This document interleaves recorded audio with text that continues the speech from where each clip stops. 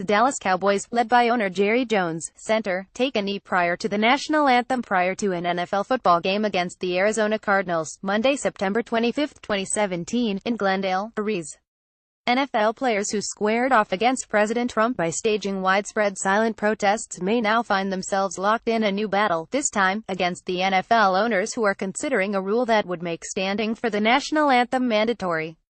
NFL owners, who previously joined the Take a Knee movement and locked arms with players as an act of apparent solidarity against racial injustice, appear ready to reverse that stance. Instead, they seem eager to appease Trump, who has upped the ante in the sidelines protests, suggesting the use of tax laws to penalize the NFL over the issue. This latest threat from the Trump administration is an escalation of the president's earlier tough talk tweets, cursing protesting players and calling for them to be fired or suspended. Now, the possibility of NFL owners imposing a rule on players shows just how hypocritical the league is being. Instead of seizing the opportunity, if not a responsibility, to clarify and demonstrate the seriousness of its stand against racial injustice, the league is showing that its number one priority is money. Clearly it is not, as NFL Commissioner Roger Goodell suggested in his letter to the teams, a way to find a uniform approach to addressing the controversy over the national anthem. It is the clash between social justice and economic interests. If NFL owners proceed with an anthem rule that compels players to stand, rather than act in accordance with their own conscience, it will only cause more division, not unity. Given that the majority of NFL players are African American, it is impossible in today's racially charged and politically divided landscape to expect players to stick to the game and be silent on important matters in the public square. NFL owners reportedly will meet next week in New York, during which the anthem protests are expected to be discussed. But this is no ordinary rule governing player conduct, such as how exuberantly they can celebrate a touchdown. The NFL owners need to recognize that the psychological safety and well-being of their players is just as important to their economic interests as federal tax incentives. Without that recognition, there won't be any progress. White men telling black men what they can and cannot say, that they should be grateful to have a paycheck, and not to use their platform and voice to express their opinion, is an irony, to say the least. Taking a knee during the national anthem is just as much of a political statement as playing the anthem in the first place, an anthem which mentioned slavery and was written by an anti-abolitionist.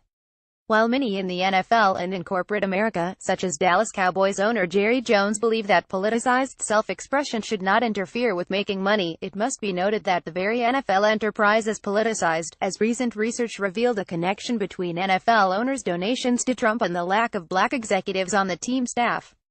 Given that the majority of NFL players are African American, it is impossible in today's racially charged and politically divided landscape to expect players to stick to the game and be silent on important matters in the public square.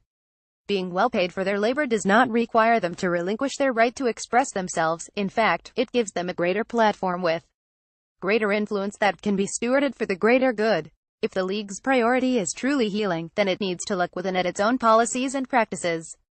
Specifically, the NFL needs to address the fact that there are very few black coaches and no black owners in its franchises. Sports is big business, involving not only multi-billion-dollar franchises but also lucrative marketing and advertising deals. For such any business to have such blatant racial inequality is intolerable.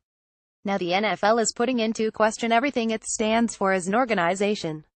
If owners try to impose a rule requiring players to stand during the anthem, what will be the consequence for those who do not comply? Given the emotional nature of the issue, it seems highly likely that at least some players will continue to protest in some fashion. Jones of the Dallas Cowboys has pledged to bench players who won't stand for the anthem. But what if, hypothetically speaking, every player refused to stand for the anthem? Would games be forfeited, the season be preempted? It's time for the NFL to decide where it stands.